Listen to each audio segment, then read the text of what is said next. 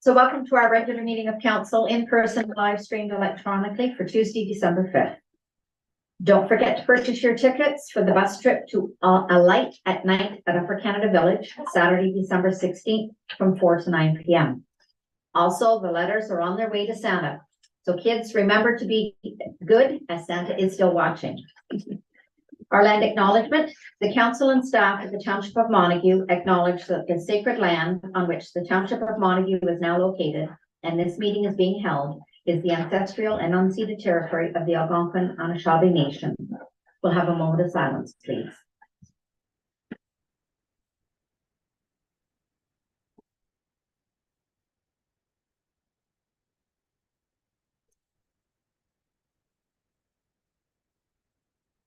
Thank you.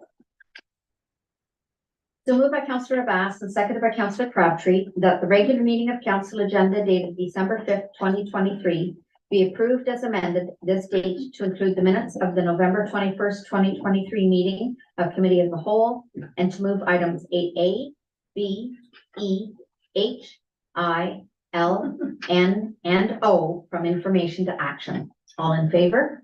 And that's carried. Oops. Disclosure of interest now at any time during the meeting. So moved by Councillor Crabtree and seconded by Councillor Kenny that the minutes of the regular meeting of council dated November 21st, 2023 be approved as presented. All in favor? And that's carried. Business arising from our previous meeting.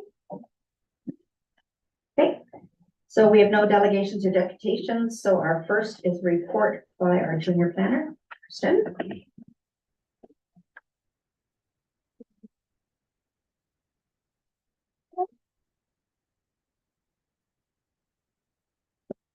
Evening, council. So the report that you have before you this evening stems from a public meeting that was held on November 21st for a zoning amendment on a portion of the proposed severed property of land, a portion of property on Rosedale South that's proposed to be severed, that's currently zoned rural and proposed to be rezoned as rural residential.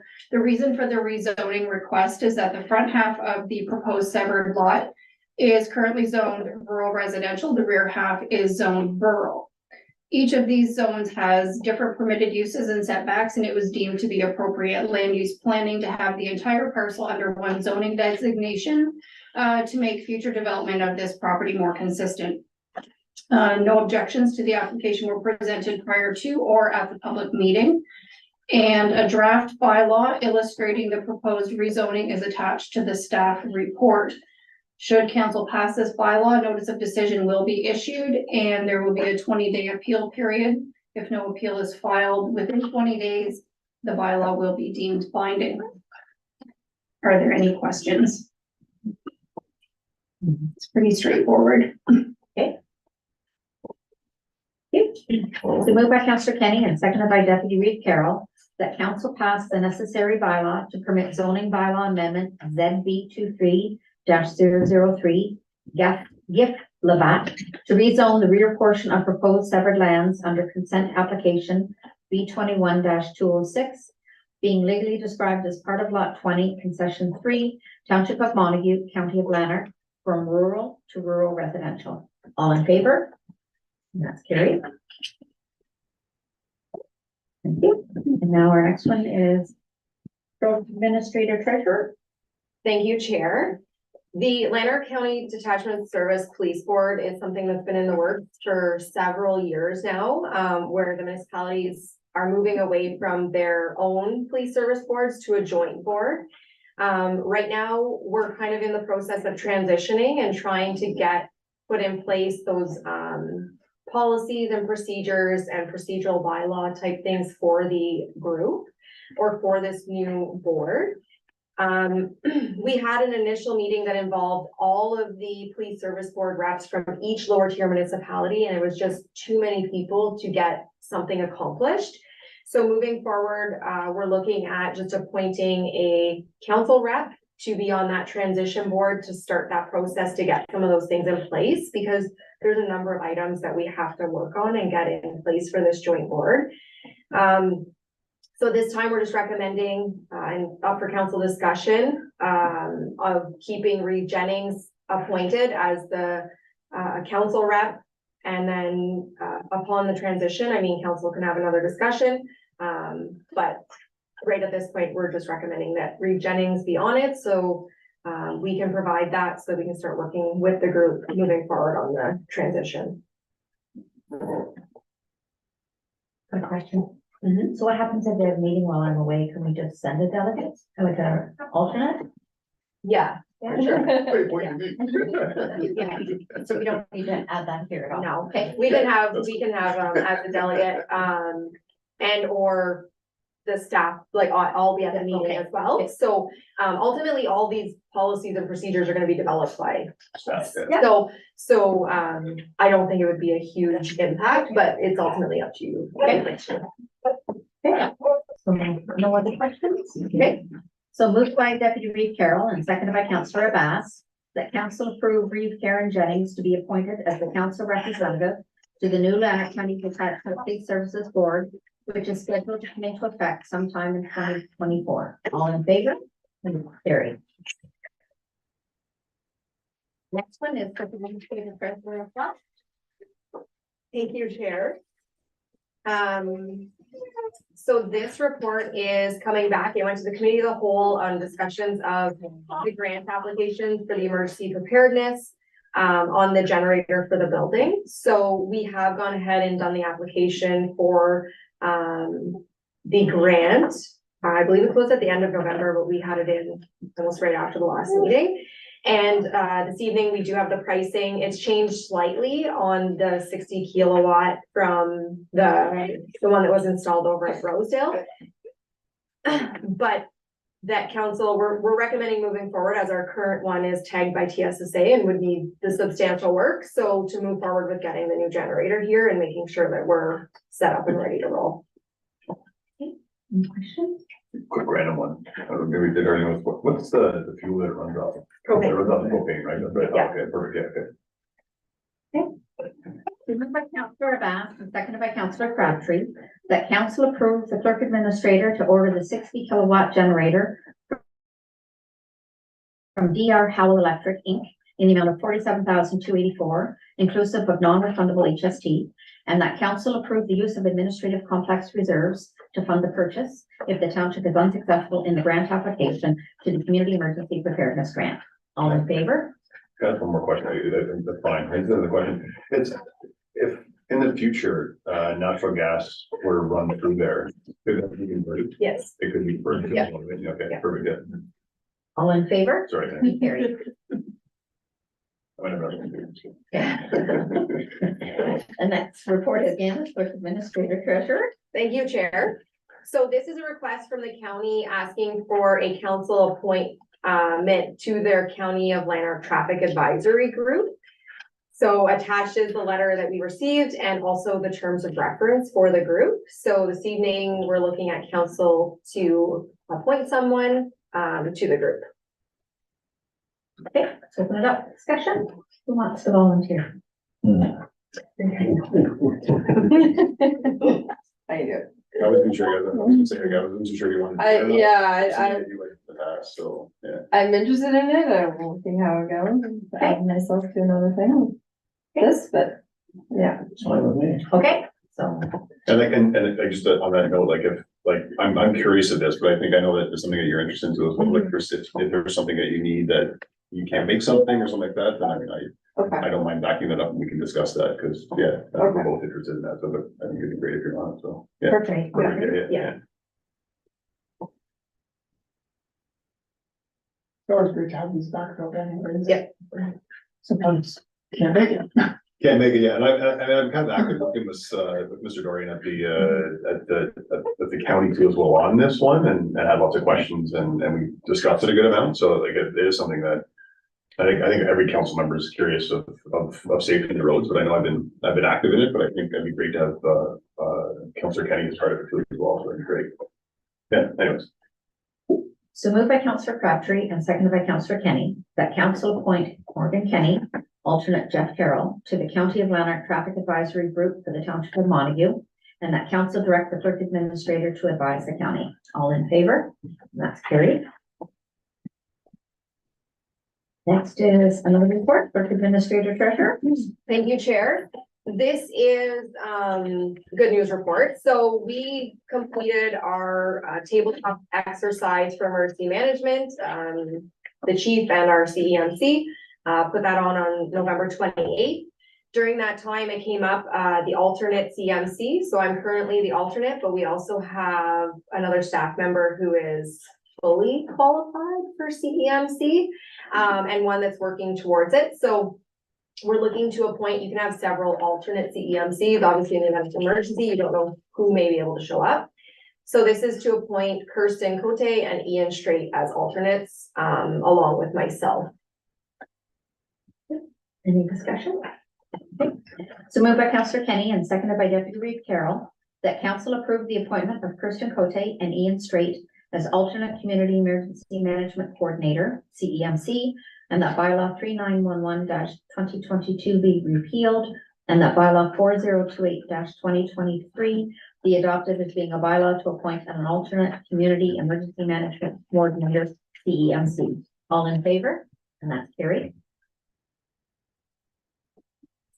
Another report from Clerk Administrator Treasurer. Thank you, Chair. This is an update on our municipal complex for public works and fire. This did start before this council, but we had approval from this council in 2023 to go ahead with awarding phase 1, 2, and 3 to CKA, which is the architect firm that we're working with, to come up with a new municipal public works and fire complex. We've already ordered a fire truck that's coming in 2025. So this is, whenever we put the tenders out for this, it was that we would be looking at a completed building for 2025. So we are now at the Class D estimate, which is like a high level estimate on basically size and kind of market. Because there hasn't been really any buildings like this in our local area, they took pricing more from like, I think Kingston to Toronto. So we're hoping that the Class B is currently sitting at 11.9 million. Based on the financials that are attached, you can see we can't afford an $11.9 million building. But again, it's a Class B, and that also includes a 2 million contingency in there. We're hoping that based on the drawings that you see this evening, and we've spent as staff substantial time narrowing those drawings down, really making sure that whenever we come up with a plan, there's gonna be very minimal changes. So we think that we're presenting as far as a plan. We want council feedback on it as well, but we feel like the layout is best appropriate for what we're looking for, with no bells and whistles. So we made it pretty clear during all the discussions that there's gonna be some room for growth, because we have to think of that in 4 years from now. But that it's a low maintenance building. It's basically all steel cladding inside and out. No sidewalks, just asphalt, no any kind of issues as far as snow plowing, maintenance, any of those things. So we've done the geotechnical study, which has indicated that we have a Class C site. So the building will be post-disaster. So they did advise, the architects advised that if we do a seismic load test, which is $3,700, and if our site can be switched to an A or a B site, it will be substantial savings in the engineering of the building based on the ground underneath. So $3,700 could have a substantial ROI or return on investment with the actual cost of the engineered building itself. So we've gone ahead, and I believe that's happening this Friday. So you will see attached the drawings that will accommodate all of our fire vehicles plus the new truck that is coming in 2025, and our public works department, along with the center staffing area that has the offices and the training room, which will be accessible. Our current training room is not accessible based on the requirements for that. So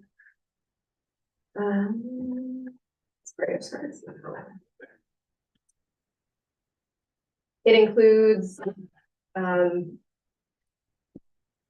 So with this, none of the furniture is included. We know that there's certain things that we can do ourselves. It's going to be much cheaper, to buy like for like of what we have in other areas as well in the municipality for replacement costs later. We did change some things, as far as, so the roof is a slight, pitch. It does have a slight pitch. This is not a flat roof. So we will have some snow, obviously with a steel roof coming off on both sides, but we prefer that type of roof. There's no air conditioning in the bays. It's just in the center, areas. Obviously there's heat in the base though, because we need that for our services. But again, this is a Class D estimate. So you will see on the site plan that's, included as well, that there will be, the white building, the partner to it has already been demolished. That white building will come down as well. The red building will need to be moved just based on the slope from the building to there. It'll be too low. So it either needs to be raised up and it can stay or removed, but we'll be using those two buildings as storage when that main building comes down. So it would be kind of near the end that would come down. You'll see that they're allocating for a new septic system to be on the far side of the sand salt shed, because our current system won't accommodate that new building. Our current well doesn't even currently accommodate. We run out of water if they wash the trucks. So there would be a potential for, we need a new well no matter what. We need an additional well no matter what. So that will be happening as well. And then you'll see the parking will be on the other side, and the entrance, the secondary entrance that is used right now will be slightly bigger, and that's mainly the entrance that your fire trucks and your public works are going to utilize. And this main entrance would just be used for office and kind of people attending, with some use from public works and fire as well.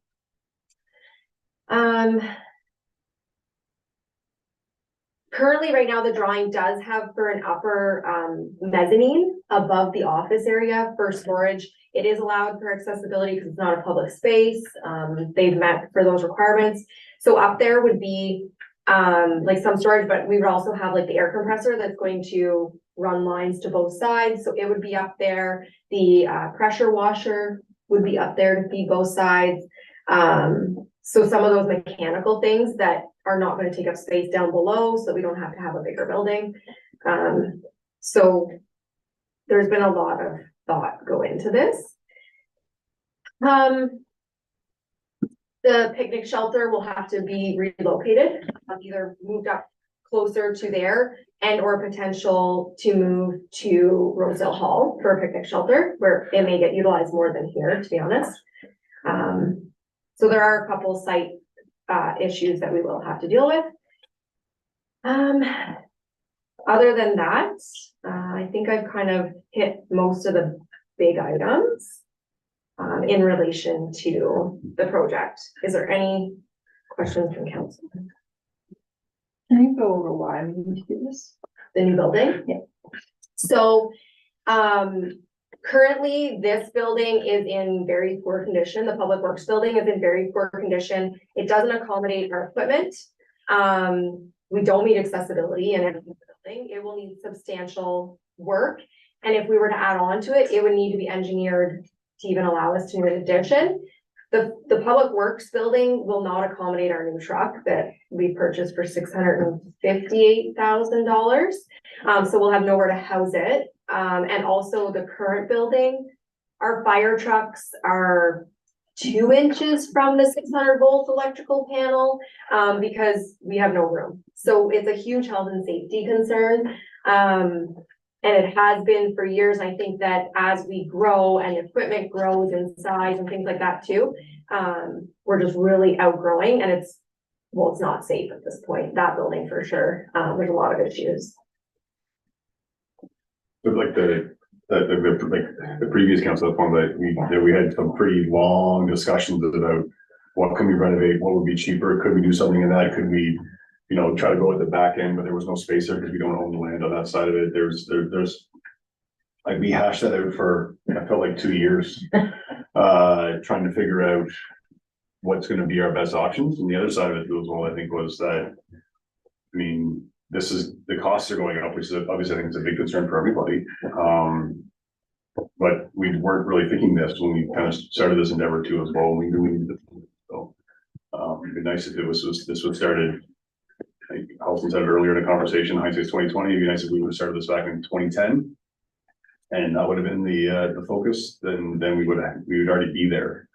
But we're stuck in like a rock in a hard place as far as where we are with our buildings at their state. So I mean, Rosedale Hall was another example of an issue that was, that was I'm gonna say the cheaper fix as far as getting grants for it too as well. And yeah, this is a tough one, but we're stuck because our buildings they're done. Like and it's not something that, I was excited to do when I first got on the council either. So, but it's just one of those necessities, so. At least we only have one. Yeah, and this is it's a tough pill to swallow right now. It's gonna be a tough one for I think a lot of residents, is like what is going on as far as a building, and it's like unfortunately this is where we're at. And also I think as we grow too as well, what does it looks like in the next, like this building will outlive us all, even us younger ones. And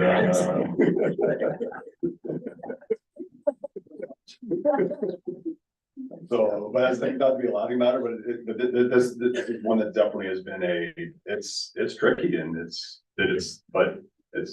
we have to move forward with, we need something, so it's and the elimination of stuff. I mean, we had a nice wash bay at the beginning of it, and that was, it was in 2018, it seemed feasible as far as the finances go. But we've taken that out, so it's like we've really bare bones this building. Like the original buildings that we looked at they were never elaborate, but they definitely had some necessity. So you were saying that part of it though was up top you wanted the pressure washer. Potentially, so because there's gonna be lines fed to both sides, right? Because both sides so we'd like to purchase one air compressor, one pressure washer that's gonna feed both sides. So it's cheaper for us. So depending, we're still thinking, the pressure washer may be located in the mechanical room down below, and fed out, but the air compressor, I think we're looking is probably gonna be up top and the lines be fed down. So, it's just that some of that up there will be to accommodate some of those bigger pieces, but will also be for storage. But for the pressure washer, are you thinking that's just for where it's gonna be, so that'll be still pressure washed outside? Or is this? No, because that was all first the wash bay, so we have it in there, but this. Yes, so we'll still be able to, so each of the areas you'll see have drains on each end, and it is sloped to those drains. Now, there's gonna be some bays, so basically it's gonna be laid out that like the bays that are really along the walls won't be able to allow for pressure washing in the building, but the whole interior is steel cladding. So you're gonna be able to still pressure wash in those center kind of areas. It won't be an issue, but obviously during summer and that, they're gonna it's do it not gonna outside. happen. Absolutely. Yeah, we can do it inside. Yeah, but just that we have that ability. So, and then the hookups, basically they run the hookups down between the doors so that it's just a quick connect. And they're just a hose out, right? That was right outside, Yeah, so, we also, again, trying to think of growth, we did include, just in the one bay of the public works side, to allow, that have in-floor heating. So we did allow for an area that could potentially have a 4-post hoist, in the future, if they ever go that way. So basically it's just it would be additional concrete to allow for those posts and the installation, and then the in-floor heat wouldn't be run in that area to make sure that there's room for the bolts to go in. So we've allowed for some things for the future that would have minimal costs, but that we're not completely tying the hands of this municipality in 10-15 years, when that might be something that they need. So again, it is going to be a new building, absolutely, but it is not going to be a fancy, well, it's gonna look clean and new, but it's not gonna be a fancy looking building like some of the fire halls you see now. This is a basic, very, very basic model. I think we have 3 windows. We have a lot of doors, but we have, I think, about 3 windows. So the center portion will be very efficient.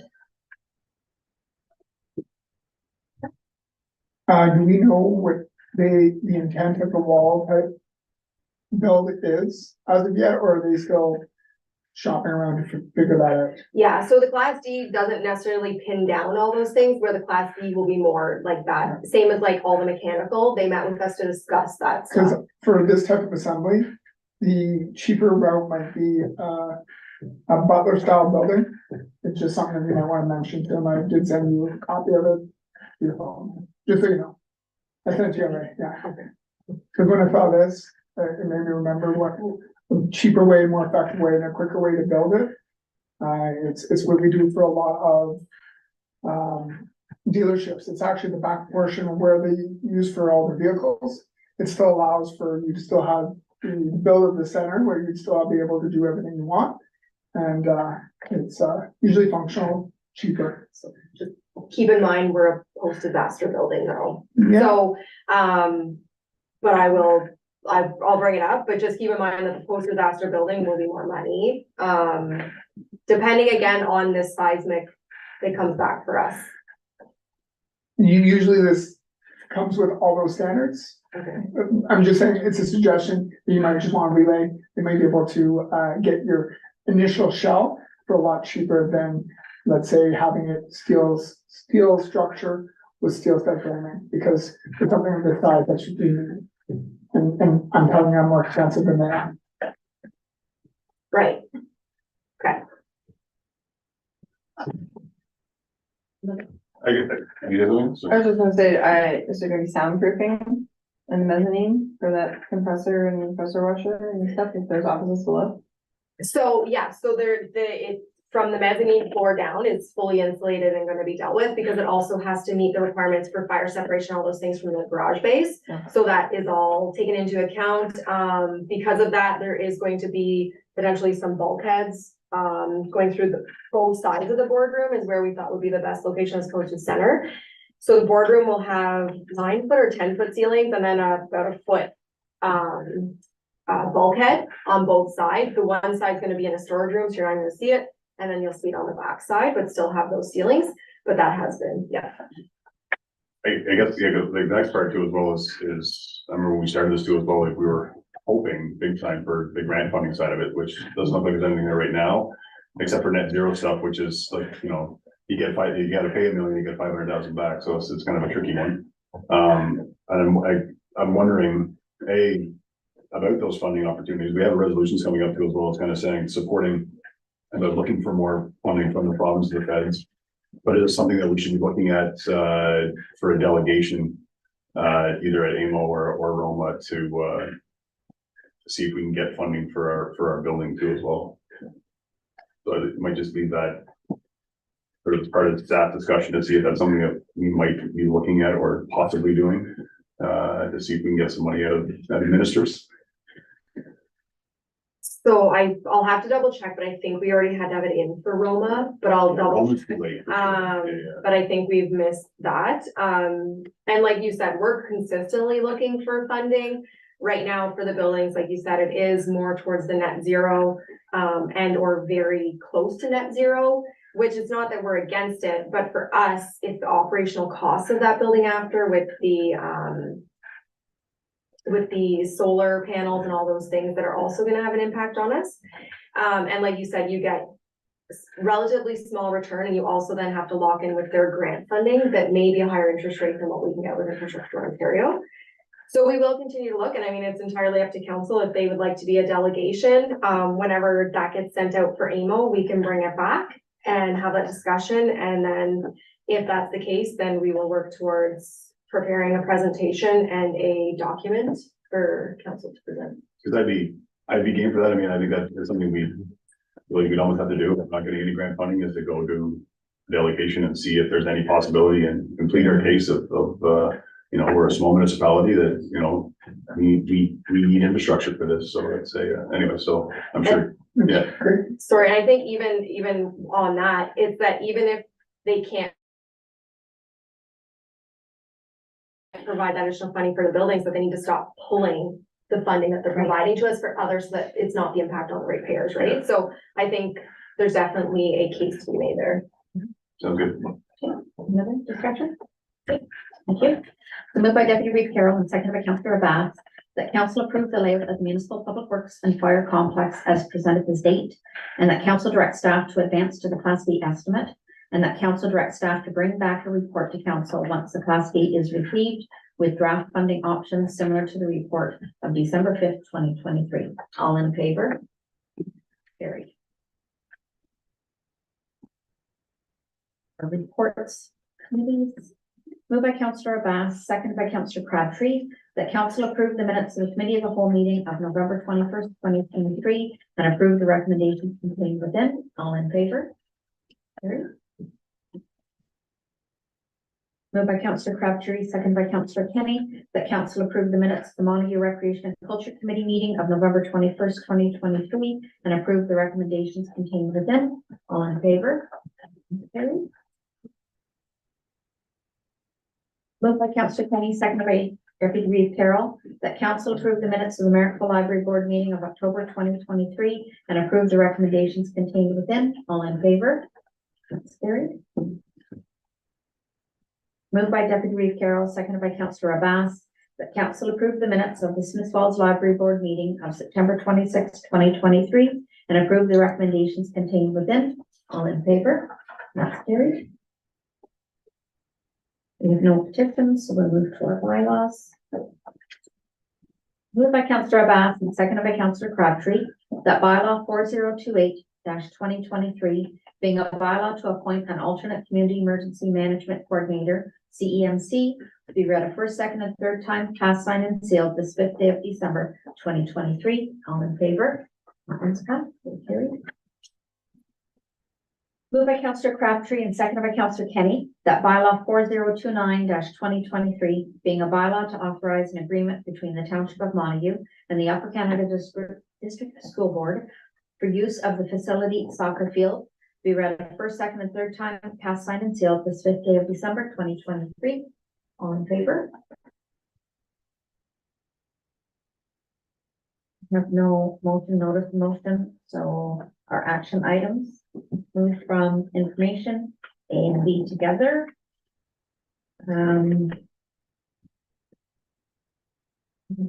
Yeah, I was gonna say, speak to those. Yeah, sure. So, the complaint in relation to recycling, we can reach out to, the ratepayer and advise to contact Mterra. They've noted that they already have. So again, Mterra is not contracted by the township. It's contracted by the province. We don't pay the contractor. The taxes aren't going towards, like property taxes are not going towards recycling pickup. So they don't have any requirement to respond to us either. And we're also having some issues in various areas. So we understand the frustration, but we're one of the kind of initial municipalities to move forward. And to be honest, everyone is kind of realizing some growing pains right now with the transition. So we'll continue to accept the complaints. And we do send emails to Mterra just to follow up on items, but we don't necessarily hear back. Hopefully moving forward that will change, but I know that they've had some lack of staffing as well, similar to other areas. So hopefully those growing pains will lessen as it continues. The second complaint is relation to Parks Canada, so that will respond and advise the resident to contact Gary's office. We don't have any kind of legislative power over Parks Canada or their licensing. I think there may be some confusion on the annual licensing in what's being indicated there, but we can follow up just advising of where they can contact. Okay. Number C, just announcing for those that have not heard yet, for the inaugural meeting of Lanark County Council, that Steve Fournier from Drummond North Elmslie was appointed warden. So he has our next term. So congrats to Steve. After a couple of rounds of voting. Yeah. it was- Yeah. yeah. So, next is the Municipality of Tweed funding grant programs, just bringing forward so that we support this, so that we can try and get some more funding. We're all after some money at the same time. So moved by Councillor Kenny, seconded by Deputy Reeve Carroll, whereas municipalities are facing ever increasing demands for services, along with demands for repairs, maintenance, and replacement of existing infrastructure to the detriment of the taxpaying public they serve as the cost of living continues to rise throughout the country.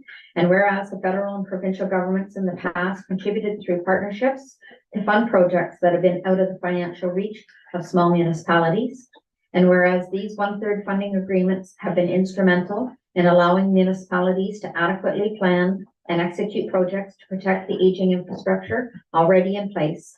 And whereas it is incumbent upon our federal and provincial governments to assist municipalities with limited access to funding except through municipal taxes to reestablish this very important funding stream. Now therefore be it resolved that council support the resolution put forth by the municipality of Tweed, and further that copies be sent to MP Scott Reed, MPP John Jordan, the Lanark County Warden, the Association of Municipalities of Ontario, and all other Ontario municipalities. All in favor? And that's carried. Make sure when we go to the county, we bring that forward too as well, so we can get counties, like, the county support to try to push it again. And then the next one is for South. So you have F and J we did one resolution to support both F and J, Okay, or F and. Yeah, F and J together. sorry.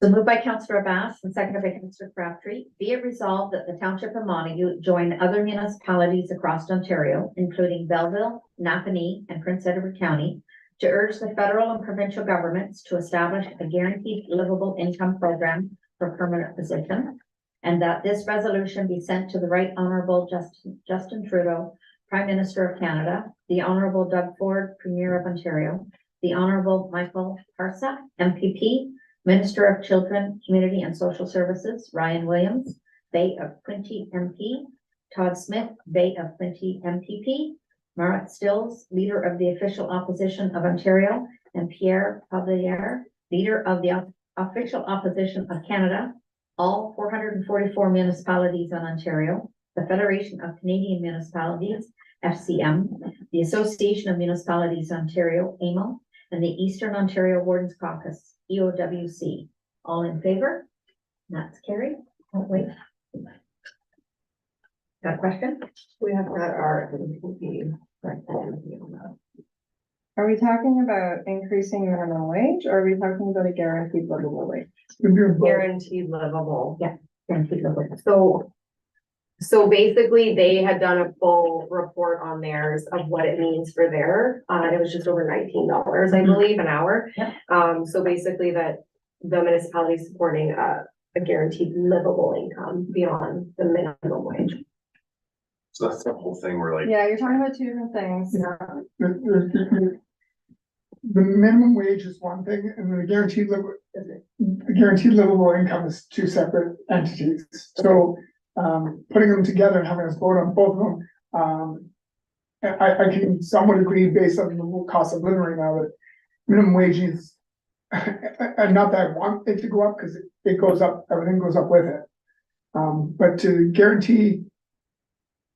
So, yeah, everything on this is talking about minimum wage, and then at the very end, we're supporting a guaranteed livable income. And a guaranteed livable income would be a check from the government to every single person in the country And it costs monthly at a certain, so I support an increase in a minimum wage that is of a livable amount where people can afford rent and stuff, but I can't say that I would support a guaranteed livable income. Okay, two separate things. So Grimsby is which was tied with the J is guaranteed livable income. So it's up to council if they choose not to support the resolution or want something different. We can amend it, yeah. I've done quite a bit of research on a guaranteed livable income, and I can tell you that it will not make an impact. It'll just help along So how does, just so I understand this minimum wage and see what it's at. Yeah. So somebody that's out there working, not for the government, not for municipality, is that where this Yeah. guaranteed income? No, you're talking about No, against different. separately. So, yeah, so a guaranteed livable income would be everybody in the country is guaranteed to make $46,000 annually. So every month you're gonna receive a check from the government throughout the year to make 40, not the difference. No. And at the end of the year, you've got Oh, no. $46,000 from the government. If you also work, Mhm. then good for you. You've got Oh, that okay, check. that's what that means. That's what that See, I means. thought it was. Well, if you make Did- 40,000, they'll pop you up to 60. Yeah, No, just Yes. blanket statement, guaranteed livable income is what I've just described. There are variations on this where then you do your income tax and they account for that and then they'll take off 50 cents off the dollar, or they'll give you, or, you know, you'll have to pay income tax at the end of the year. Like, there's variations on it, but if you're just gonna say like the black and white definition of guaranteed livable income is what I just described. so It's a very complicated subject. It is not, It is, yeah. not something. it's got a lot of.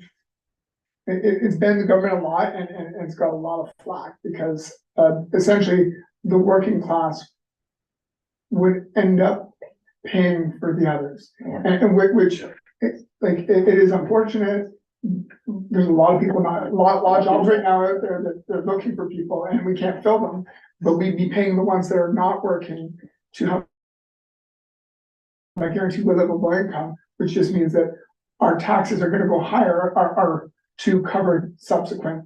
Yeah, and there's a lot of things around, like, okay, if we do guaranteed livable income, we take away like baby bonus and GIC, we take away all these, That and might cut then, some of it. yeah, it sort of balances out, yada, yada, like I said, it's very, very complicated, but every place that they have done a guaranteed livable income across the world, where they have done follow-up studies, there has been no concrete and like without a doubt evidence that it has made a difference, that more people have gone to work, that it is like increased educational, like it's marginal increases, but nothing to say like, yes, this worked, we're glad we did it, everyone should do it. There's not enough evidence behind it to support it. So an increase in minimum wage so that people can afford to pay their rent and aren't living like in motels on a weekly basis, that's great. We should definitely do that. But a guaranteed livable income, I can't support. So why don't they, and this maybe is another question, but since you're very knowledgeable on this, why don't they have it set up that if somebody made 35,000, that the government then would make the difference up if that's what a wage is? Like at 46,000, they say is a livable wage, and there's a lot of people working for less than $46,000. Why do they not come out with And that's what I'm with the saying, like, difference? Make yeah, up the difference. it is Like, you very do that. complicated. What I described is like your very basic, like when you say guaranteed livable income, that's what it is. There are variations on it where they do those calculations, like how Yeah, much that did would you make make? sense. Okay, we'll top you up, or, you know, like 50 cents on the dollar, or That- like there's definitely a lot of variations on it, but it's very complicated.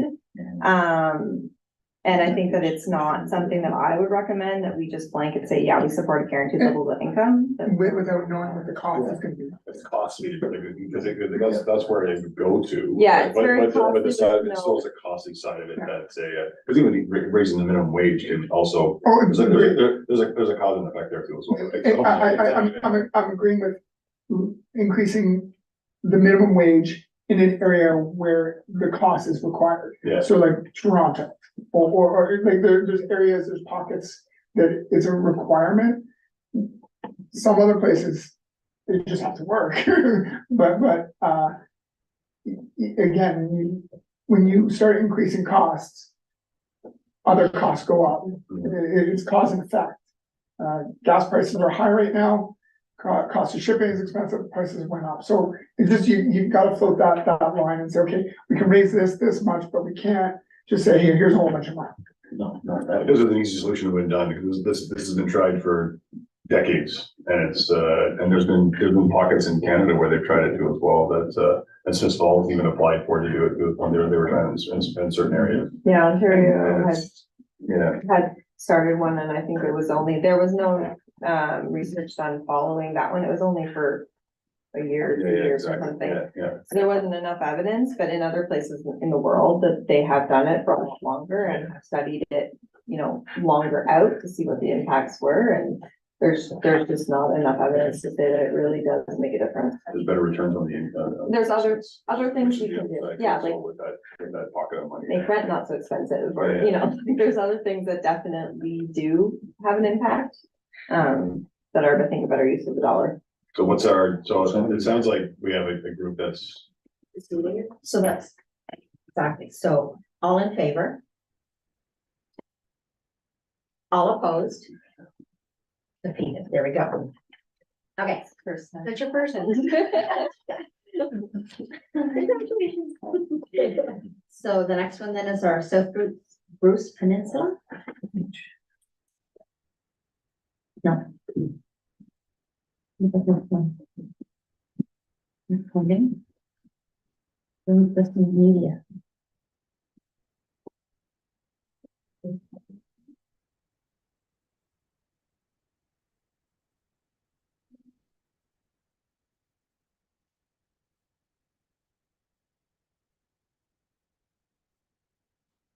Yeah, but that's one for media.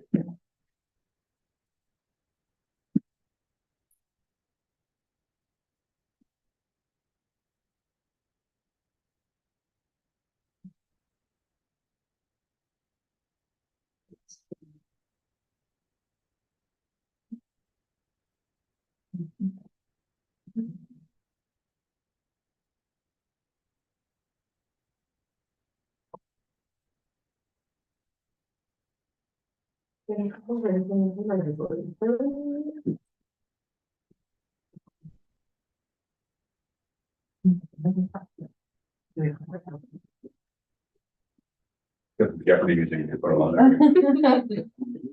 So.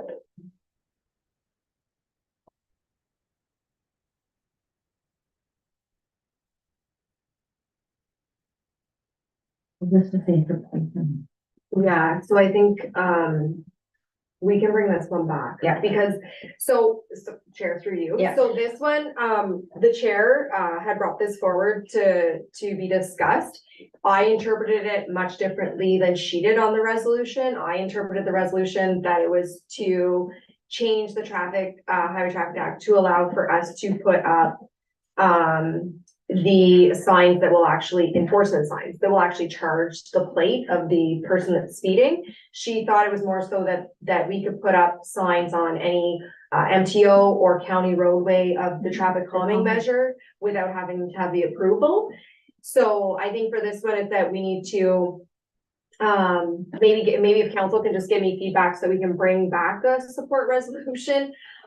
Because we definitely read it very different ways, as far as the enforcement system, and what that meant and potentially what council, I guess the discussion is now, like how do you perceive it? And if you're in support, Karen, maybe, or Debbie, or Reeve, Jennings, maybe you'd like to speak of what your intent was for a resolution and we can bring it back. So when I was reading through it, it had to do with the implementation to make it effective traffic calming measures, speed mitigation, not the road design and redesign, but traffic calming and speed mitigation. So that if, for example, there was speeding on the county roads, that we then in turn could put our flashing sign on that without having to go to the county for. Same as, Provincial road. yeah, and provincial as the other one, because we have the say in ours, but we had those other two that are within our area. But I took it where that wording was effective traffic calming measures and speed mitigation, meaning our sign to be able to use it on those other roadways. But that's where it was a little different. So that's what I was looking for, was supporting so that we had that ability to use our sign on those roads. If anything, it's in our municipality. Yeah. Basically. Yeah, within our, because we've got the MTO and county. Yeah, So that's where it was looking to have that authorization. That's what my interpretation of reading it was. but this is more like being able to, this one's more talking about putting like speed cameras. Cause right now you can only put, right now, the rules are for speed cameras and only in like community zones and that kind of stuff, right? Is that what the current laws are? And then like this. will be That are like- charging people, that are charging right? people, yeah. So that's why Basically, I'm. put the willy-nilly in where you want right now as it is, as far as the city or a town. Yeah, so right now, that's why I'm saying I read the motion, as that they want the Highway Traffic Act to be changed, that we as a municipality could put up automated speed enforcement, so charging people anywhere. That's how I read it. That's how I read it, and I didn't think that was probably the intent of our council, but No, mine was on the speed calming and the speed mitigation. On those roads. I think we'd have to figure out the exact verbiage of what they're trying to enforce or what they're trying to pass here. Cause then it's two different questions and with making a decision without knowing the actual No, intent. okay. yeah, so we're gonna put that one will come back, because we can't just support something that's not what we're in support of. Yeah. But if we do wanna like have the ability to, like, if we wanna put a speed, just radar sign up in a Honda County road. If we just ask the county to do that, would that be like what the likelihood of them saying no is pretty. Right. Well, you have your reeve and your deputy reeve kind of saying, why'd you say no? Right, so like, right? Yeah, okay, so it's really more, it's in provincial roads. Yeah. Like, yeah, we know they won't listen to us, I mean, they took over recycling, we complained that they don't listen to us, so I mean, it's like, like, but. So I think for that one, it's just, we wanna make sure that it's the correct Correct. motion. Cause correct me if I'm wrong, but this council is not looking to support a motion that's going to allow for automated speed enforcement systems throughout all of our municipalities. We're not there, no. No. Okay, so then the next one is Town of Bracebridge. Township of McKellar, Township of Holsnick. And so moved by Deputy Reeve Carroll, seconded by Councillor Kenny. Whereas Metroland Media Group sought bankruptcy protection and ceased the print publication of more than 70 of its weekly community newspapers across Ontario. And whereas Metroland Media Group will offer a digital-only format for its customers in place of the more than 70 weekly community newspapers. And whereas the Legislation Act 2006 provides a definition of newspaper that is applicable to every provincial act and regulation as a document that A, is printed in sheet form, published at regular intervals of a week or less and circulated to the general public, and B, consists primarily of news of current events of general interest. And whereas Ontario municipalities are required to follow publication and notice requirements for provincial acts and regulations, and whereas communities such as the Township of Montague cannot comply with publication requirements in provincial acts and regulations, and whereas Bill 73, supporting Ontario's Community, Rural and Agricultural Newspapers Act of 2023, is an act to amend various acts with respect to the publication of notices in newspapers. However, it does not address the needs of communities that have no local news publications fitting the definition of newspaper, being A, is printed in sheet form, published at regular intervals of a month or less, and circulated to the general public, and B, consists primarily of news of current events of general interest. Now therefore be it resolved that the Council of the Corporation of the Township of Montague does hereby request the provincial government to make an amendment to the Legislation Act 2006 to include digital publications as an acceptable means of publication and notice requirements for provincial acts and regulations. And further, that this resolution be forwarded to the Minister of Municipal Affairs and Housing, Paul Candidac, MPP John Jordan, the Association of Ontario Municipalities, AMO, the Association of Municipal Managers, Clerks and Treasurers of Ontario, AMCTO, and all other municipalities. Sorry, like, I can't believe this hasn't changed yet, like, has there, have you gotten anything like down the pipe saying it's coming, like, Kirsten, sorry, like, No. like nothing, like, it's astonishing this has not changed yet, I mean, this is like, it's, I wouldn't have to read it. I know. But nothing's coming down the pipe, not just, it's crazy that, like, because we talked about this as a county too, it's like, how is this not, like, once again, the province is not listening or something, because it's should be a simple change. I haven't been advised of anything as of yet, and fortunately, we haven't had any township-wide planning matters that required circulation to everyone. In looking at our upcoming zoning bylaw update, that's one of the things that's in the back of my mind is scheduling it so that we'll fall with a routine mail it like our tax bills. Has any other, like in our county, I think we're speaking with your colleagues, have they faced something that, like, where this has been now a snag for them and they're like, we don't know what to do, like, it's, nothing that's been brought to my attention so far. Sounds good. All right, thanks. Sorry. Any other questions? So I'm not reading again though, but all in favor? That's carried. One more time, from the top. One more, yes.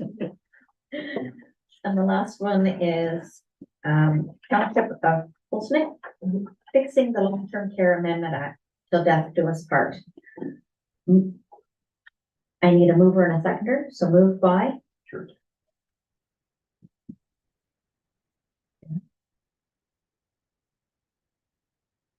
seconded by.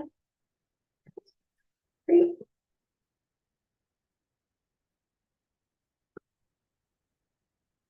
So moved by Deputy Reeve Carroll and seconded by Councillor Crabtree that the Council of the Township of Montague supports the Township of Pulsnick request for support for Bill 21, fixing Long-Term Care Amendment Act till death do us part, 2022, and that staff be directed to forward the resolution to other provincial entities and all Ontario municipalities.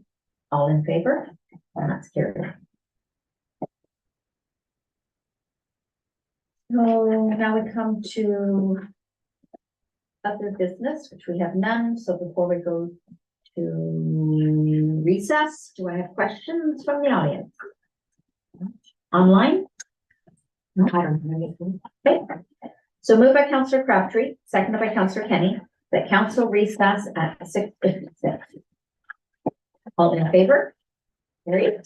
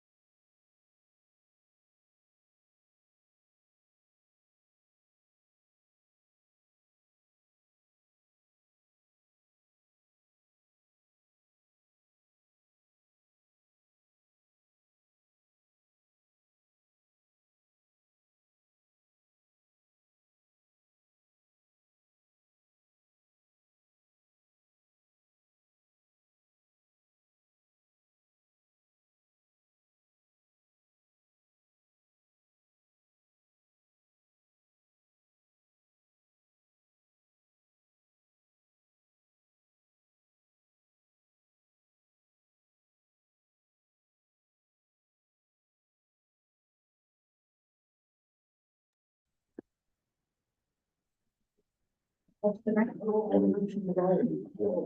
back. Welcome back, everyone. Thank you for that little delay. But we're back, so it's good. So opening the meeting, I'll do the land acknowledgement for our committee of the whole meeting, December 5th, 2023. The land acknowledgement, the council and staff of the Township of Montague acknowledge that this sacred land on which the Township of Montague is now located and the meeting is being held is on the ancestral and unceded territory of the Algonquin Anishinaabe Nation. The adoption of the agenda, so moved by Councillor Bass and seconded by Councillor Crabtree, that the committee of the whole agenda dated December 5th, 2023 be approved as presented this date. All in favor? Carried.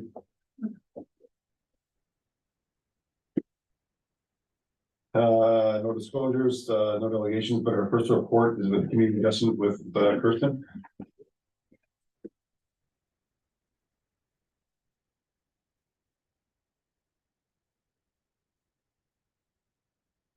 Good evening, council. So the report that you have before you this evening relates to appointment of council members of our Committee of Adjustment.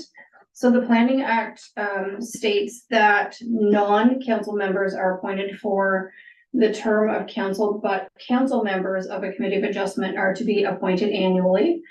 So we had Jim Abbas, Jeffrey Carroll, and Karen Jennings sitting as members of our Committee of Adjustment for the last term.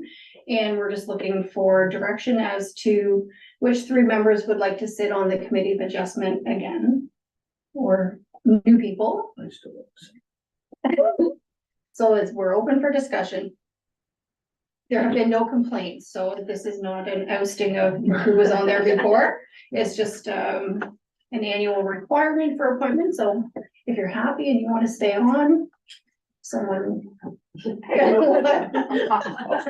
If anybody doesn't want to, I will gladly take a place. If everybody still wants them, by all means, you guys did a great job and I will not complain. I mean, we can add another council member if we want to, but Well, and the same thing, we can also not have as many. And that's what I'm saying, if you guys need one, I will have no problem doing it. And I'm just, I don't wanna take someone's position just because they. No. Does anybody want to change?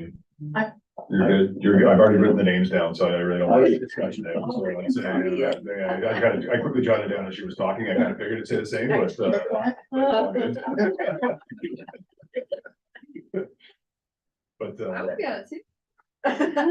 we can all be on if we want to.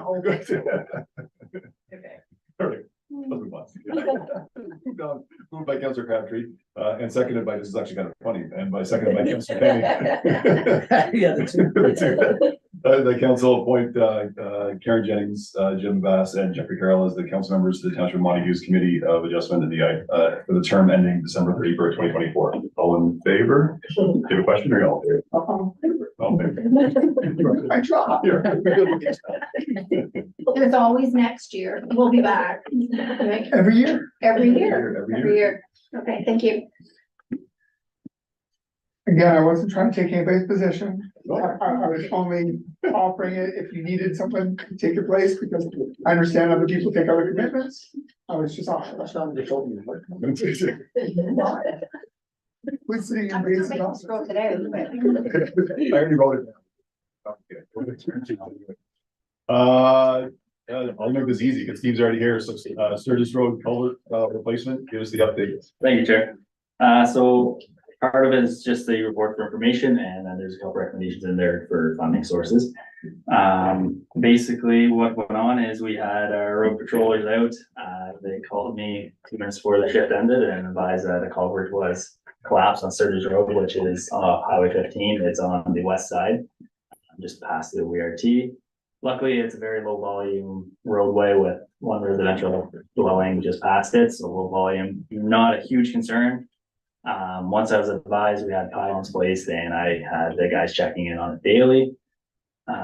Like I put in the report there, it does look like somebody somehow drove over it and got it themselves. Not sure what went on, but looking at them, there's no injuries or anything. It was kind of thrown with the idea of staff doing it internally. It was a lovely season of hunting season, so we were down short-staffed at the time, and our rubber tire shovel was actually in the shop as well. So different sources I had of kind of how we do it was the internal, which I do strongly believe something like that we definitely could have completed in-house, but just due to the trouble, staffing numbers, we decided to do it with emergency procurement, as it was a emergency, as the road would collapse if it did go any farther than where it was. So I did up a quick estimate. I was ballparking about 30,000. We reached out for pricing, it came back, and all said and done, it was, I believe, 28.8 or in that ballpark with all non-refundable HSC included. So it came in a bit under. Job was well done by Campbell's Trucking, and really there was no hiccups or anything like that. It's currently placed to be funded from our operating budget in 2023. In the result that there is insignificant surplus, there is the additional to have it funded through the Public Works Reserve. That's obviously the last case scenario or worst case scenario, but I do believe we're anticipating a surplus. So hopefully everything for the next 20 some days goes pretty good. There you go. And questions? No, I- Oh, yeah, I'm holding it all times. All the time.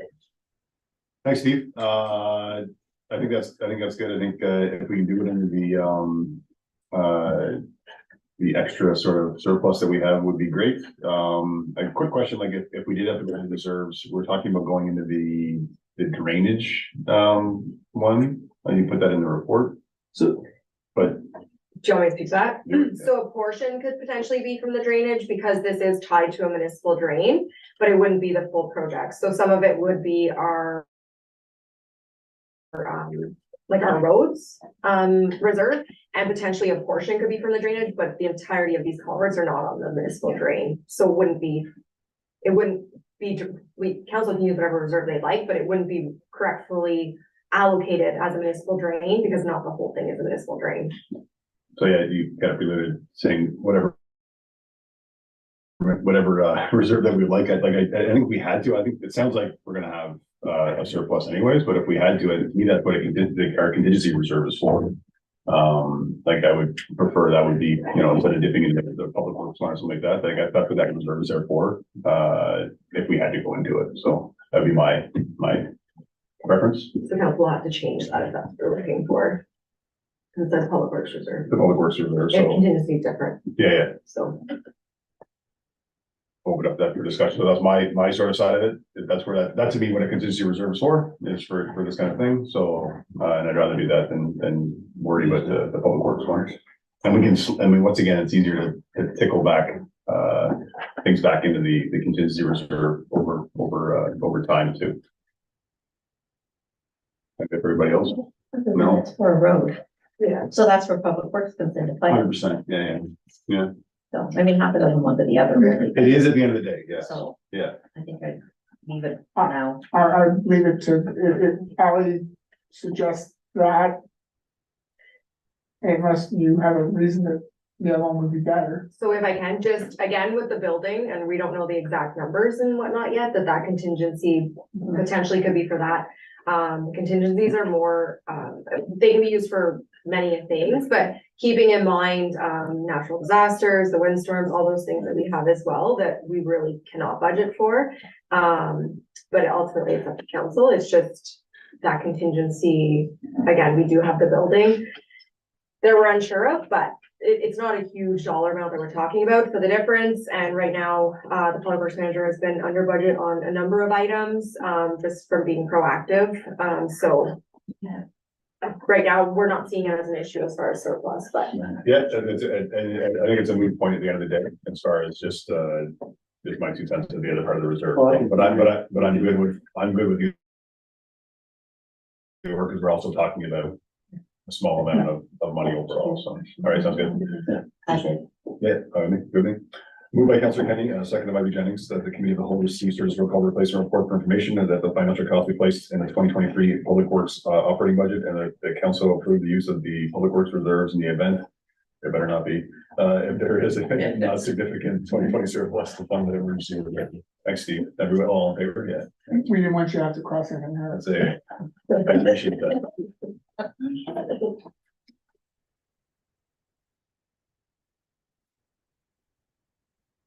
next up, is. We could leave Bucket to do that one if you want. And come back. Yeah, we can come back, that's fine. I was like, Cause he's just standing there, he's I like, was really throwing you guys for a he's loop. like, he's like, could be coach, we're just Yeah. gonna, we're just gonna move you ahead, and we'll let Steve, since he's there, just talk about the back with, everybody's cool with that? Okay, yeah, okay. We'll let Steve talk about the, Sure, yeah. the back with agreement, the back with boundary agreement, thanks. Thank you, Chair. Yeah, so the report before you is the Beckwith Boundary Road Draft Agreement.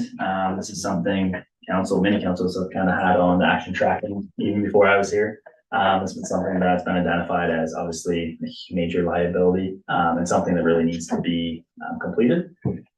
So Clerk Administrator and Public Manager, we've both worked on this and met with Beckwith Township staff. They're moving this forward, I believe, in their December roads committee meeting. They're bringing this same draft agreement to their committee. And it's quite extensive. It's based a lot on our previous City of Ottawa boundary road agreement, which is extremely well written. And the previous council is the ones that approved that. I believe it was 2019. And really what the biggest thing is, our current roads agreement is a 2-pager with some chicken scratch on it. It's old, 1977, I believe might be the date on it. This one we're going from 2 pages to 21 and trying to really cover all bases, from capital to the day-to-day work. Everything would be incorporated into this. And a major thing that staff wanted to emphasize is communication between the municipalities when it comes to long-term planning, whether asset management or roads need study.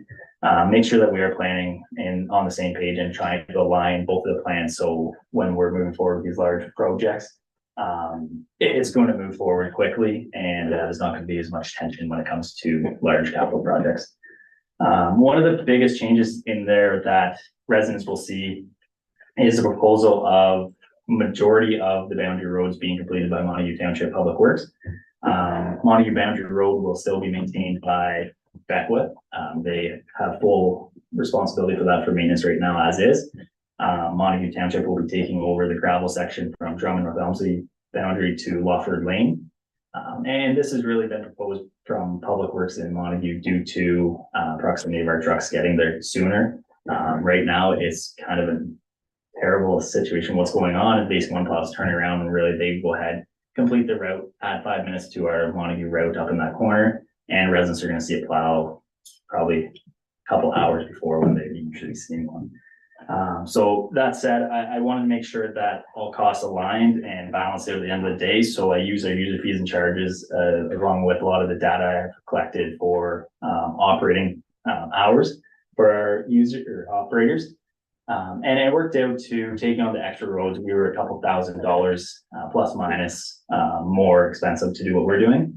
So we included in there that basically Beckwith Township will now be responsible for completing the dust suppressant on all gravel roadways in the boundary agreement. And if it's not completed by July 15th, I think I included there, that we would then complete it ourselves and invoice it back to Beckwith Township. Once that was included, it was really a wash of dollars and cents at the end of the day. And I think Montague and Beckwith residents on these the boundary roads are getting a better user fee or service. Sorry.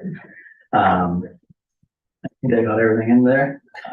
There's lots in there. It's basically the step one. Once we get this one ironed out with Beckwith, and you can get your even once tonight we get your approval, the staff will be proactive at going ahead and getting something submitted and organized with Drummond North Elmsley, and that will really get all of our boundary agreements moving forward. So that's the main focus for staff.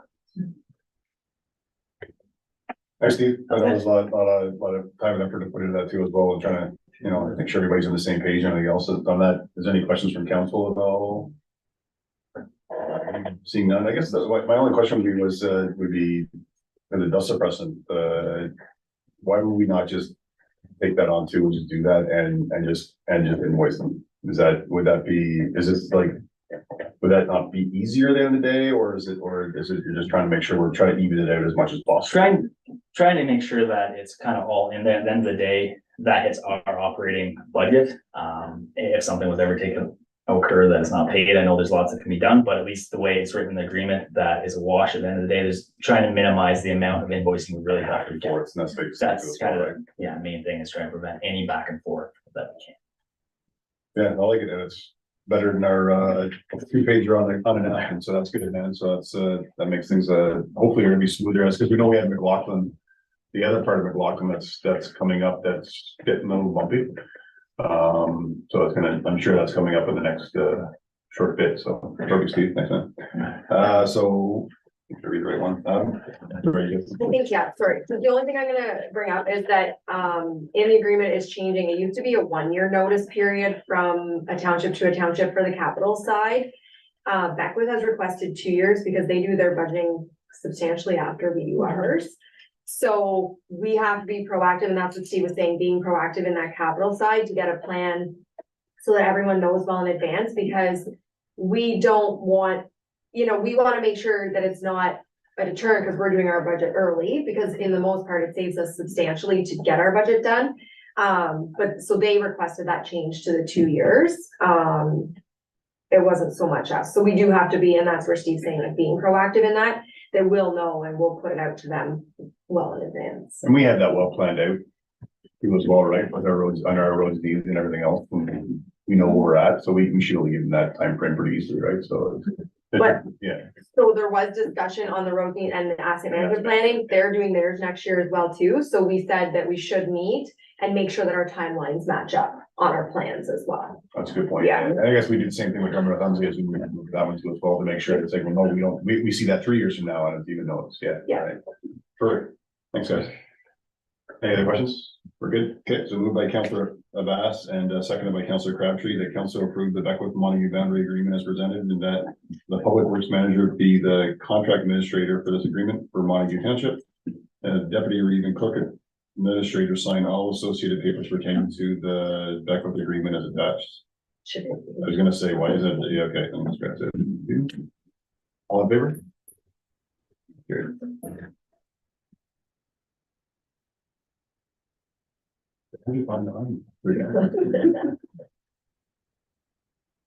And Steve has disappeared, and Kirsten is now up, so that's good. I almost got up the last one. And take it away for your, for the township owned property.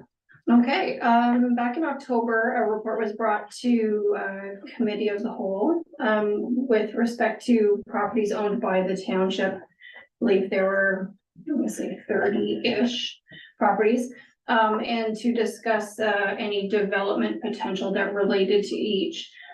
There were 3 properties that were addressed that had the capability of potentially being sold or conveyed to an adjacent landowner because they weren't developable based on their characteristics.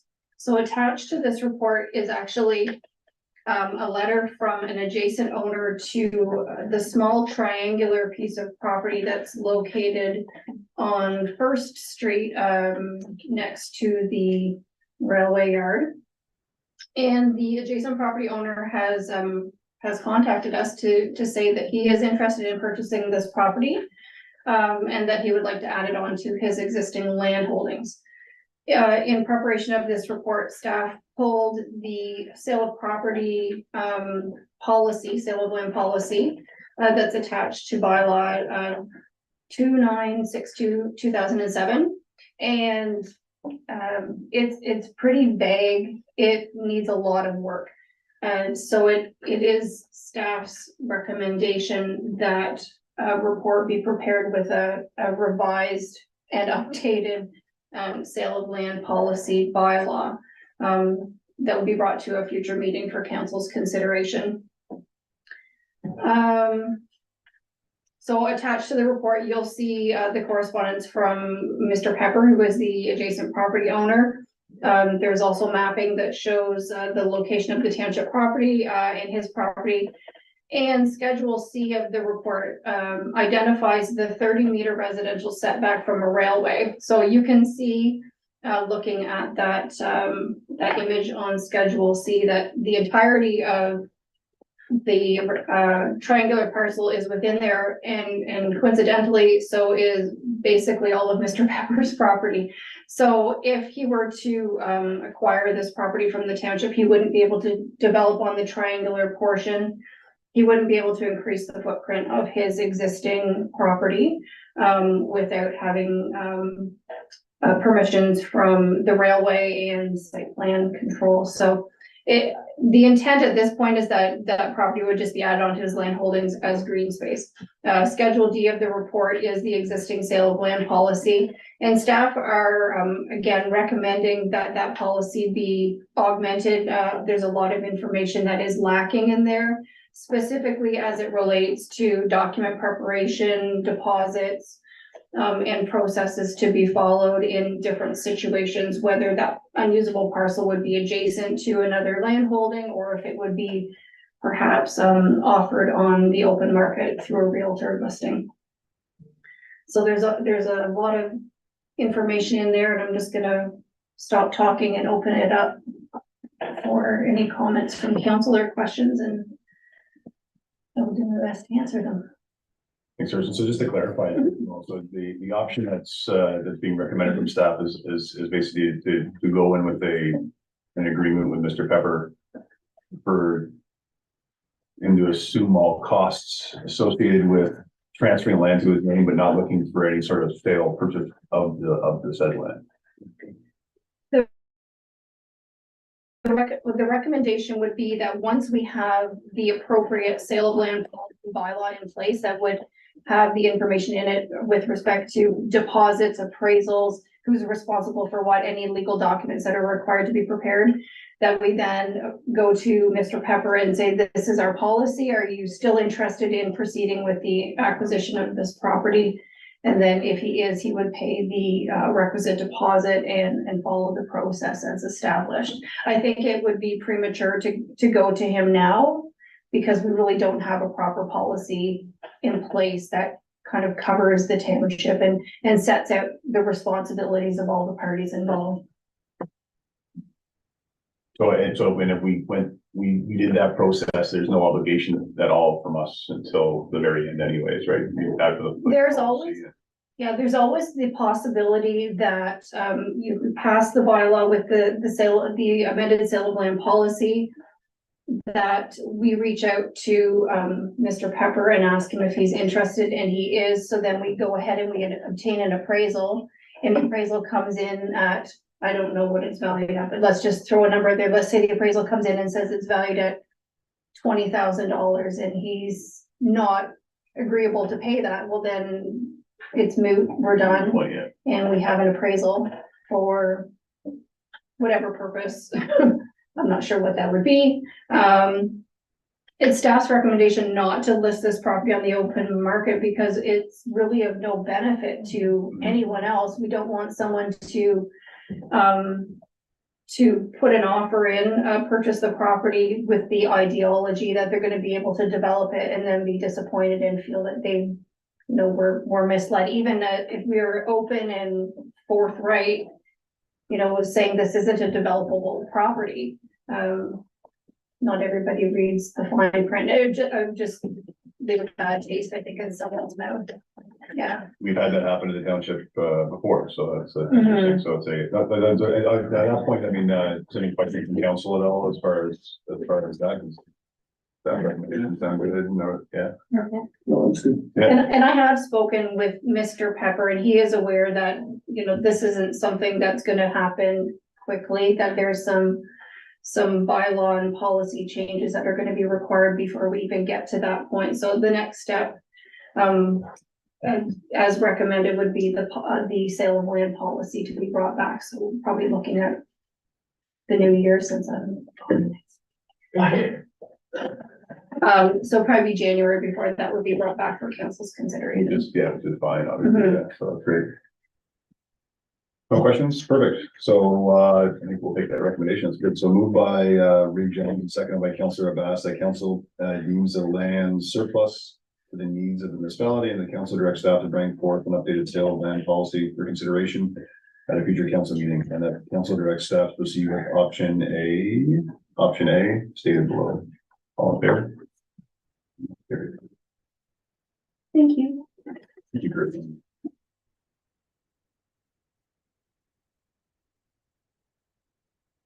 Probably hasn't had one yet, but now she gets to do one, so that's good. So it's but it's kind of a fun one.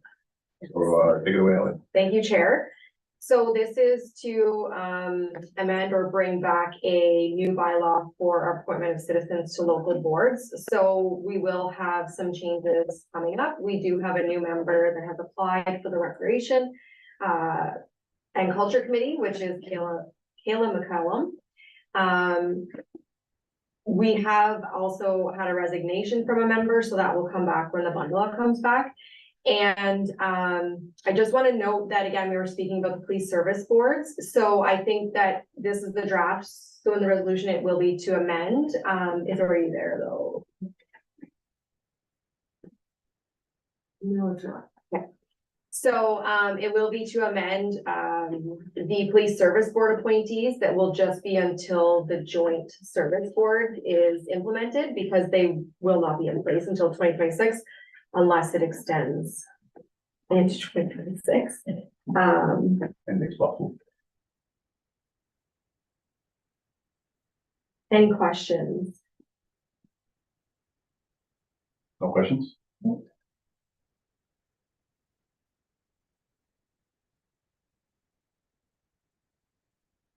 No, it's great. I think Kayla was at our Santa Claus. She was making buttons. So she's well versed with buttons. You know, it's great. But yeah, it's great to have another new member.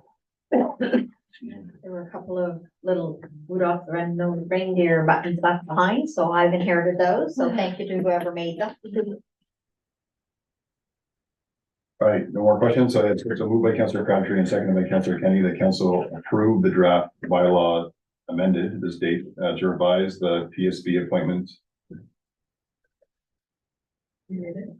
until Until the implementation of the joint board. The joint county board. So they won't be until 2026. So in the bylaw, it'll say the police service board members, it'll have a note that they're appointed. So that's Bill Lang, Ross McMurtry, that they're appointed until the joint board becomes effective, which is Leonard County, because then we'll be posting yeah. for Okay. a public member. Okay, but okay, that's back to this. Okay. Yeah. Sounds good. Okay. Until the implementation of the joint board, the council directs staff to bring the bylaw to repeal bylaw 3943-2022 to appoint the members to the December 19, 2023 council meeting. Carried.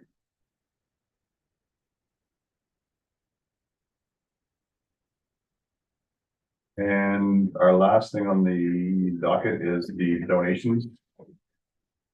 Yes, thank you, Chair. So our municipal donation request closed at the end of November. We did receive a few, substantially more financial requests than what we have set aside in the budget. So presented this evening is, so chart one are the ones that we've received in relation to the grant request. Chart two is the cemeteries, which is a separate line item. The council approved to increase that amount that they're receiving for looking after the cemeteries. And then chart three is the request that we received from this Perth Smith Falls Hospital MRI campaign, which is different from their Capital Corp campaign. So that was the presentation I received. We had a couple of meetings ago. So this evening, we do have the requests that we received were the Montague and District Senior Citizen Forget-Me-Not Club. So it was to buy automated external defibrillator for the hall, to buy other refrigerator for the hall, and help pay the taxes and utilities for the building. Big Brothers Big Sisters is to continue with their current programming and newly introduced teen mentoring. So this was a bigger, last year we did provide 1,500. They asked for 2,000 this year. We have the Rito Environmental League, the $500 that deliver environmental programming for recycling and reuse, similar to last year's request. Pivotal Health Community Association was 5,000 or any denomination. To the 5,000 would provide in-person counseling services to 5 people. Rural FASD Support Network is for a timed road race to be held in Montague for accessibility awareness for residents with disabilities. So it's the monetary request and the use of Rosedale Hall in kind. We have Beak Road Association, which is asking for funds to upgrade and maintain their private road. We have Mad Canada, who's asked for any denomination in relation to their campaign. for awareness for drunk driving. We did state that we would put on day camp from the township. We did, we utilized less than $1,000 from this year's, remaining balance, in the donation lines to run the day camp at a very reduced rate of $50 a week. So, we potentially wouldn't need that if we can get students. We had this discussion that it could be a break even as well. And Rito Search and Rescue, is requesting $750 to purchase 1 or 2 pop-up tents for shelters for their team members.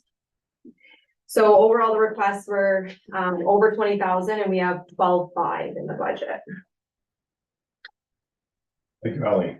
I'm gonna start with the easy one. That's the cemetery side. I'm assuming that was budgeted. We know that, you know, pretty well, that's the no-brainer as far as where we gotta go to. So does anybody have objections on the cemeteries? Seeing none, that's perfect. So going through the grants and donations, I don't know how people want to do this, but I put some check marks besides the ones that I'd like to, which would be the Montague Forget Me Not Club. I think continue to support with our seniors has been great, and we've seen some great partnerships with some different events going on too as well. So I think this is, we're starting to see some really coming together. So I think that's a great partnership to continue.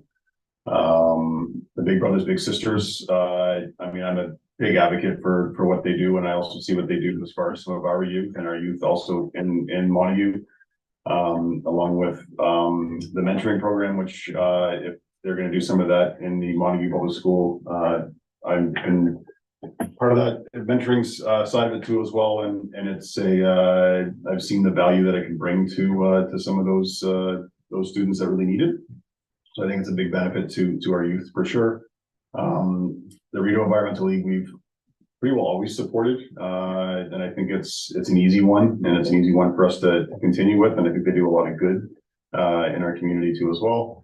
And the day camp, I think is also like making sure that we have it there, and that for me eats up 8,500.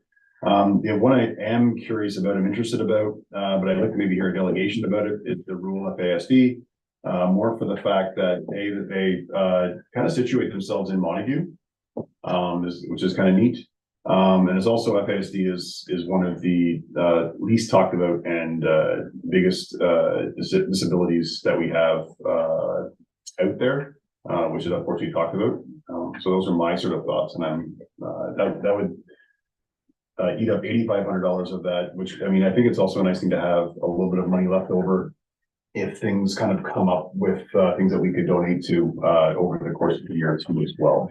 So those are my sort of thoughts, and I'm open for discussion with Jimbo's. The Big Brothers and that, did you say last year was 1,500? Did you Yeah. hear that right? You want to give 1,500, man? Pardon me? I would be willing to, they're asking for 2,000, but we don't have to give 2,000. We don't have to. I mean, the value of what they bring is. But that's a big jump. from It's a last year, lot. right? It's 500. It is, but the cost of what they also just to run their stuff is also so good as well. But I hear what you're saying about, so we can put that on that for that discussion. That's a thought. Yeah, no, I agree. Yeah. So I can talk a little bit on the rural FASD. Yeah. Rob actually reached out to me. So give me a little bit of a heads up, and so they're looking for, and he's called it a timed road race, but it's similar to like a 2K, 5K, 10K, half K, that sort of thing. Where they get the chips. That's what the money is for. Yeah, so the machine is the big one cost for them, and there are several, like there's the one over in Beckwith, there's one I think in Maricville, one in Ottawa. So they're looking to do it sort of in between. And they've got it mapped out to get all of those kilometers in Montague here. And that's where the use of the hall to be that center point type thing. And I should say they are located here. I mean, we did a donation a couple of years ago to fund, because they do a summer camp, and we funded the barbecue for them out there. Mhm. So, yeah. That would bring people to Montague. Yeah, like a lot of the runners come in. So, yeah, but it's all, the whole route would be in Montague, so. Yeah. But you can still bring them in and talk about it, but that's just a quick version of what that's looking to do. Thoughts or, I mean, I'd be interested in all council being honored, they'd be interested in him to come in and talk about that to us. Gladly would. I think it'd be, I think that'd be one that we could put out there. I'm sure you'd come in and want to talk to us about it. Because it's like, the $5,000 is quite a bit of money to donate, especially since they're gonna be charging and getting all that money plus back. So I don't, maybe I don't understand, but they're asking us to pay for it, give them Rosedale Hall, and they're gonna charge them money. Because I ran a couple of these in the past, and they are enjoyable, they're a lot of fun, they do get a lot of money. I've done actually one in Smith Falls as well. You know, if they're looking for a donation. Right now, it looks like they're just looking for us to pay for it so that they can get all the money from the sale of the tickets, and that's just my opinion. Everybody can tell me I'm wrong. So we can ask him to come in and be a Yeah. delegation. Yeah. And I mean, if there's monies left, like we did last year, council can always appoint it, after anyhow, but. So right now, what I'm hearing is Montague Forget Me Not for the 5,000. Mhm. Everybody's nodding yes. Okay for that one, Big Brother, Big Sister, we've had 2,000 and 1,500 noted, so I'm okay with the 2,000. Also gonna. 2,000. Okay, the real, so the Rito Environmental Action League for the $500 that we've done, I think, every year for the last number of years. Okay, so that's good. There was discussion of day camp, but I think really if there's a little bit left, we can bring that discussion back. We didn't utilize a lot last year, so just to make sure. And that we want rural FASD to come and be a delegation before we kind of allocate those funds. I'll get the rest of it, yeah. Is there anything else that, And the only other one, Rito Search and Rescue, and the only reason I say that is because we are a big map, and if something happens, but my question is, are they reaching out to other municipalities as well? Or are they just reaching out to us? Like, I do think Rito Search and Rescue is important, and you know, I've been in an area where people have gotten lost in the bush, and if that's a requirement, $750 is a very minimalistic number. Especially if they do service. I don't know how much services we've ever gotten from Search and Rescue in Montague. You might be able to speak to that. so, knock on wood. That's it. I think it's been used very minimal in the last 30 years, Mhm. next to none, in our municipality. And I think really even over Lanark County, but obviously that they do good things and they're there for a reason. As far as that goes, we haven't had to use them a lot in the past. I mean, the OPP are the ones that pull them in, so, I wasn't even aware of them, to be honest. I had to look them up whenever we received it. Yeah, I know some people that have been on that group before, and they do the training and all that kind of stuff, and they work towards it. I mean, if we had a child go missing, I mean, that's who's getting, you know, part of the group that's being called in, so they could. Thank God that we've got not regulating once again. I remember one. Not all the wood we want. I but it's- remember one. Yeah, but they are a valuable service, so that's a valid point. But like we could always offer less and I think on that and say, hey, we'll offer $250.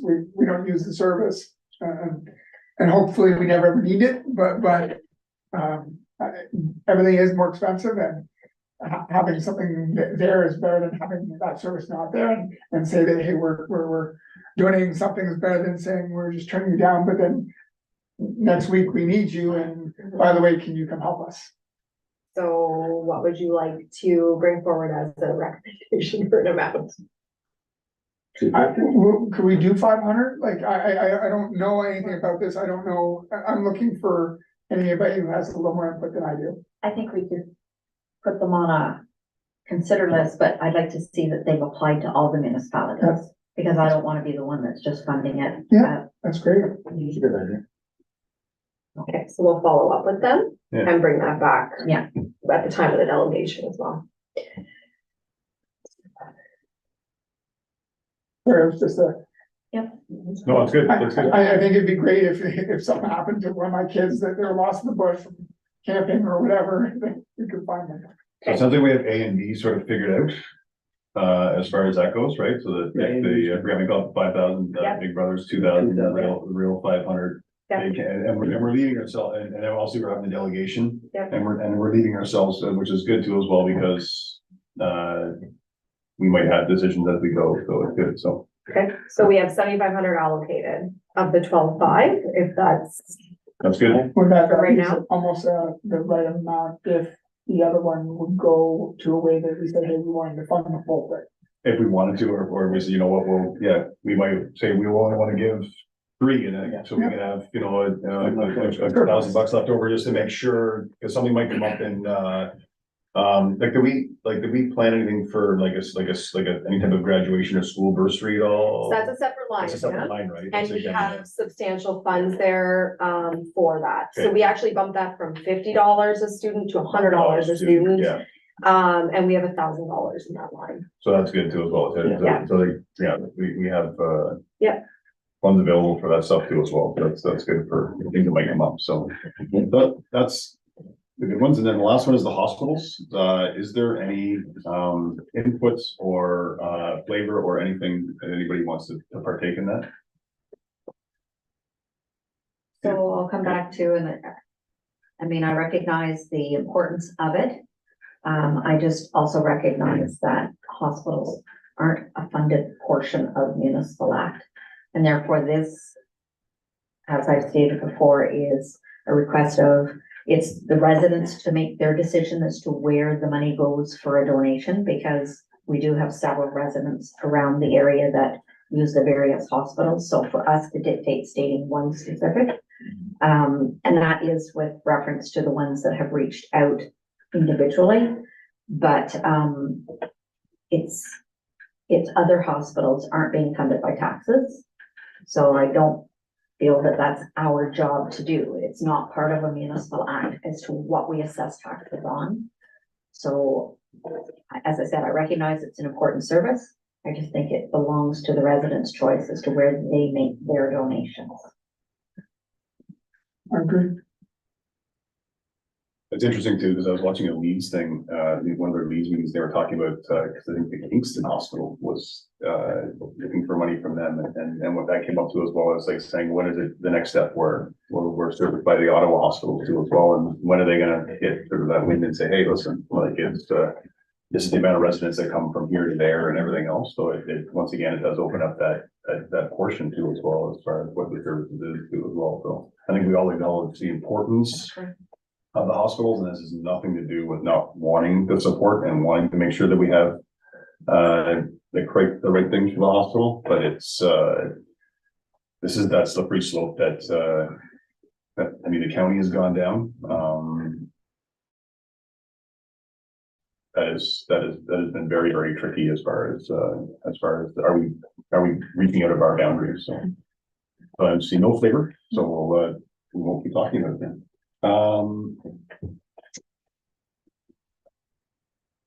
So is there any other questions or anything else about this at all? Everybody's good with donations where we're at? Perfect. So, moved by Councillor Kenny, seconded by Reeve Jennings, that council approved donations in chart 1 as discussed in the state. The council approved the cemetery donations in chart 2 was listed under 2024 amount proposed. All in favor? That's correct.